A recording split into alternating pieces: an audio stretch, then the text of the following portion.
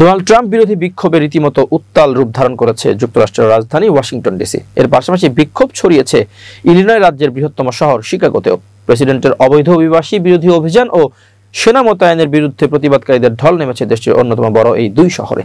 ট্রাম্পের কর্মকাণ্ডকে স্বৈরাচারী আখ্যা দিয়েছে বিক্ষুব্ধরা। এমনকি স্ট্যালিনের সাথেও তুলনা করা হয়েছে মার্কিন প্রেসিডেন্টকে। আবারও একবার ডোনাল্ড ট্রাম্পের বিরুদ্ধে ক্ষোভে ফুঁসে উঠল যুক্তরাষ্ট্রের মানুষ। অভিবাসী বিরোধী অভিযান ও সেনা মোতায়েন ঘিরে অসন্তোষের জেরে রাজধানীর ওয়াশিংটন ডিসি ও শিকাগোর পথে নেমেছে হাজার হাজার মানুষ। দেখা যায় রাজধানীতে হোয়াইট হাউসের কাছাকাছি জাতীয় পতাকা, পোস্টার, ব্যানার হাতে মিছিল চলছে। বাদ্যযন্ত্রের তালে তালে দেয়া হয় স্লোগান, ট্রাম্প মাস্ট গো নাও, ফ্রি ডিসি এমন আওয়াজে সরব হয় রাজপথ। তীব্র পুলিশি বাধার মুখেও পিছু হটেনি আন্দোলনকারীরা। কোনো স্বৈরাচারকে মেনে নেবে না মার্কিনরা, সাফ জানিয়ে দেন তারা। ক্ষমতার অপব্যবহারের অভিযোগে স্ট্যালিনের সাথেও তুলনা করা হয় মার্কিন প্রেসিডেন্টকে। বিক্ষোভকারীদের একজন বলেন, আমি এখানে ওয়াশিংটন দখলের প্রতিবাদ জানাতে এসেছি। আমরা কর্তৃত্ববাদী শাসনের বিরোধিতা করছি। ফেডারেল পুলিশ এবং ন্যাশনাল গার্ডকে আমাদের শহর থেকে সরিয়ে নিতে হবে।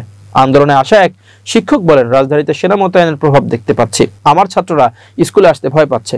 এখানকার বাসিন্দারা এটা চায় না। পুলিশের দখলদারিত্বের অবসরের সময় এসেছে। ট্রাম্পের সেনা মোতায়েনের সিদ্ধান্তে ফুঁসে উঠেছে শিকাগোর মানুষও। তাদের মতে ট্রাম্পের হুমকি কেবল অভিবাসীদের নয়, সব বাসিন্দার উপর প্রভাব ফেলবে।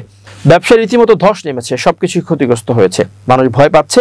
বেশ কয়েক মাস ধরে অবৈধ অভিবাসীদের আটকে বিভিন্ন শহরে ব্যাপক তল্লাশি অভিযান চালাচ্ছে মার্কিন অভিবাসন বিষয়ক সংস্থা আইস। রাজধানী সহ বিভিন্ন স্থানে মোতায়েন করা হয়েছে ন্যাশনাল গার্ড। তবে হয়রানি ও ধরপাকড়ের শিকার হচ্ছে সাধারণ বাসিন্দারাও। এর জেরেই ছড়িয়ে পড়েছে নজিরবিহীন এই বিক্ষোভ।